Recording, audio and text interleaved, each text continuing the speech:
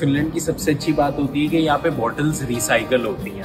आपके पास कैन्स और बॉटल्स के पीछे ऐसा एक स्टिकर बना हुआ होता है, तो ये 15 सेंट का ये लोग वैसे ही डिपॉजिट ले लेते हैं। पाकिस्तान में भी पहले ऐसा होता था, शीशे की बोतल से आपको 10 रुपए कम कर देते थे। ये ऐसी मशीन्स लगी हुई होती हैं। मेरे पास बहुत सारी बोतलें हैं, 1 साल की बोतलें आप जमा करके ला सकते हैं। बहुत सेटिस्फाइंग होता है। अभी मैं आपको दिखाता हूँ सारी बोतलें दे के कितने पैसे बनते हैं। जब आप बॉटल डालना खत्म करते हो तो आप क्लिक करते हो और रसीद निकल आती है। मतलब तकरीबन मैंने 35-40 यूरो कमा लिए हैं आज। 3 साल तक काम नहीं करना पड़ेगा।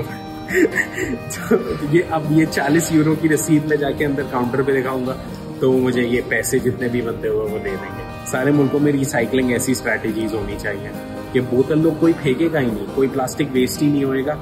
आप क्योंकि आपको अपने पैसे वापस लेना है। ये इन्होंने ट्रिक से पहले से ही पैसे हमसे लिए ना, मगर यही हम इनसे वापस पैसे लेने आए।